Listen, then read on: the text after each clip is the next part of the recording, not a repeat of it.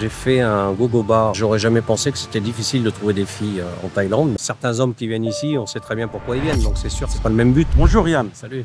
enchanté de te connaître. Ouais, moi de même. Alors, ça fait combien de temps que tu es en Thaïlande? Je viens depuis 2002 et je me suis installé en 2006. Pourquoi tu es venu en Thaïlande? À la base, par rapport à mes parents. Avant, j'étais en Guyane, ils venaient me voir en vacances. Ils n'avaient pas le temps de profiter de moi et mon père voulait prendre sa retraite ici. Donc, ils m'ont dit vends tes affaires et viens, on s'installe. Est-ce que l'installation a été difficile? L'installation, comme toute personne qui arrive, c'est un peu difficile parce que c'est pas la même culture, c'est pas les mêmes lois et tout. Donc, il faut s'adapter. Voilà, il faut faire attention, c'est tout. La communauté francophone ici est soudée. Est-ce que quelqu'un t'a aidé au départ? Il y en a, oui, il y en a, non. Comment tu as fait pour gagner ta vie? Alors au début, si tu veux, j'ai fait un gogo bar seuil reggae. J'aurais jamais pensé que c'était difficile de trouver des filles en Thaïlande, mais à Koh Samui, c'est plus délicat qu'ailleurs. Donc en fait, j'ai changé de fusil d'épaule et je l'ai transformé en boîte de nuit. Ça s'appelait le Samui Pacha. Ben, pour ça n'a pas été facile parce qu'il a fallu quand même contacter les autres patrons de boîtes qui sont thaïs et leur demander l'autorisation. C'était une autorisation verbale, mais ils ont été séduits par ma démarche et ça s'est très bien passé, quoi. J'ai pas eu de problème.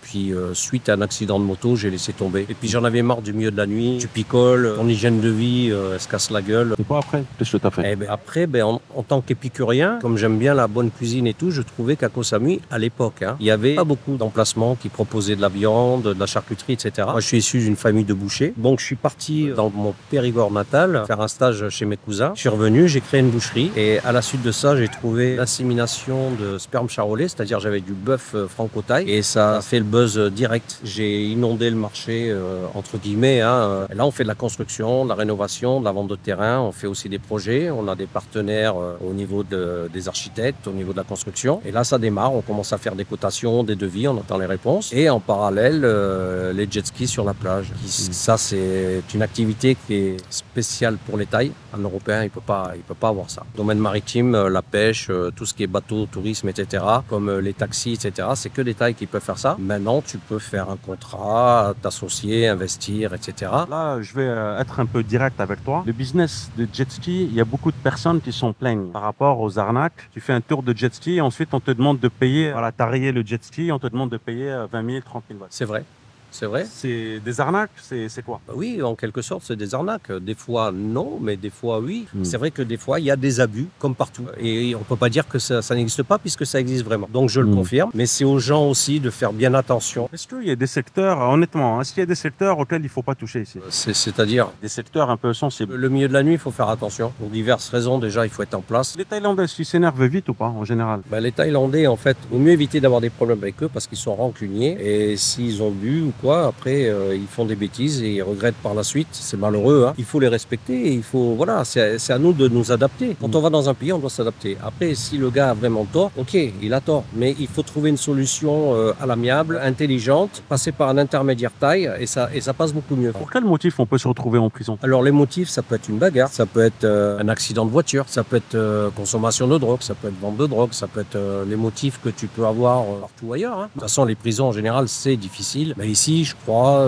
de mémoire, fait partie des 10 plus mauvaises au monde. Donc, ça te laisse une idée. Quand on n'est pas dans son pays, il faut réfléchir avant de faire les choses. Et ça t'évite tes problèmes. Est-ce qu'ils vont t'accepter, les Thaïlandais? Je pense qu'il y en a quelques-uns, oui. Et d'autres, peut-être qu'ils m'acceptent par intérêt ou quoi qu'est-ce. Parce que je ne veux pas me dire, oui, tout le monde m'aime. Non, c'est pas vrai. Et puis bon, on dit c'est le pays du sourire. Ça veut bien dire ce que ça veut dire. Il y en a, c'est sincère. Et il y en a, c'est... Voilà. Quel serait ton conseil, toi, pour des gens qui voudraient venir s'installer ici, à Koh Samui ou en Thaïlande? Alors moi, ce que je conseille aux gens, c'est avant de s'installer, c'est de venir passer du temps, de regarder, de s'imprégner de l'atmosphère, de repérage, de rencontrer des gens, des personnes, de se faire une idée et après de voir éventuellement ce qui serait à même de faire. Et après, à la fin de ce petit périple, là, ils peuvent prendre leur décision et aller s'installer et faire quelque chose de concret. Tu as travaillé dans le milieu de la nuit. Que penses-tu des clichés liés à la Thaïlande? Alors bon, il faut savoir un truc, c'est que en fin de compte, voilà, les filles, elles viennent du Nord en général. Ils font pas grand-chose de leur journée. Il y a des garçons, ils ont des relations sexuelles. sexuelle, pas forcément protégée. Ici, on est bouddhiste, donc l'avortement c'est interdit. La gamine, elle se retrouve avec enceinte. Le gars, il assume pas, il se barre. Et après, le gamin, il faut bien le nourrir, il faut bien lui payer les couches et compagnie. Donc après, ce qui se passe, c'est que tu as des gens qui passent dans les villages, qui récupèrent ces filles, qui les font travailler dans des karaoké thaï au départ. Ensuite, qui les font travailler ailleurs, dans des bars, etc. Qui commencent à apprendre à parler l'anglais. Les plus jolies, elles vont dans les massages, elles vont dans les gogo bars, etc. Je veux dire, voilà, maintenant, faut pas dire, oui, c'est vrai, il y a des filles qui ont arnaqué.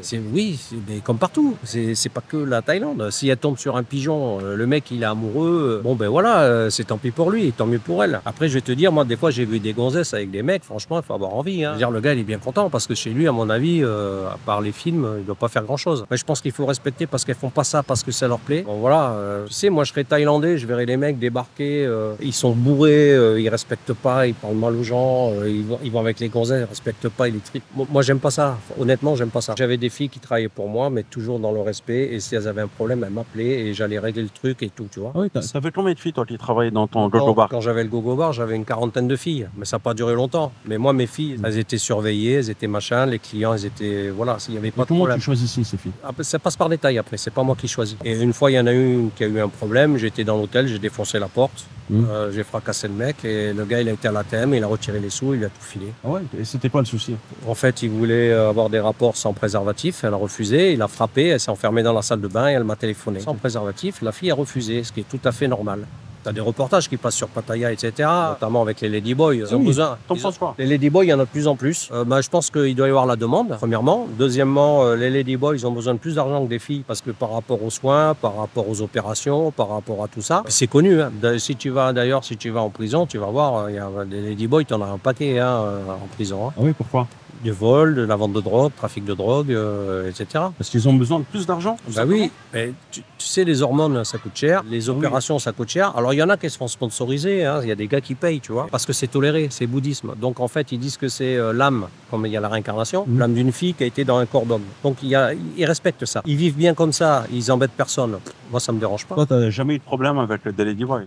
Non, jamais. non, pas encore, je touche du bois. Est-ce que pour toi, la Thaïlande est une destination pour les hommes? Parce que j'entends beaucoup de femmes qui sont un peu freinées par rapport à ça. Alors, Freinées par rapport à la Thaïlande. C'est idiot. Moi, d'ailleurs, je trouve qu'il y a quand même pas mal de groupes de filles qui viennent. Mais on les voit pas forcément à Koh Samui. Elles vont à Koh Tao. Elles se louent des bungalows, elles lisent des bouquins, elles se font pas emmerder, elles sont tranquilles. Certains hommes qui viennent ici, on sait très bien pourquoi ils viennent. Donc, c'est sûr que c'est pas le même but. Mais non, moi, les femmes, elles peuvent venir, elles sont en sécurité. On peut trouver l'amour ici? Bien sûr. Et toi, que penses-tu des hommes qui ont des femmes beaucoup plus jeunes, 30 ans, 40 ans d'écart? J'ai pas de jugement à faire là-dessus. Moi, ça me regarde pas, si tu veux. Chacun fait ce qu'il veut. À partir du moment où ils sont contents, ils sont heureux tous les deux, c'est leur problème. Voilà, moi, ce que je dis, l'essentiel, c'est qu'ils soient heureux et que tout le monde y trouve son compte. Et il peut y avoir une amitié, il peut y avoir une complicité, il peut y avoir de l'amour, il peut y avoir plein de choses. Moi, j'y crois. Pas dans tous les cas, mais je pense qu'il y a des cas qui sont sincères. Donc là, à l'heure actuelle, tu ne te vois pas vivre ailleurs qu'à Koh Samui? Non. Non, moi, je suis bien là. Merci beaucoup, Yann, pour ton partage d'expérience. Je t'en prie, Sabri. Prenez soin de vous et je vous dis à très bientôt. Ciao, ciao.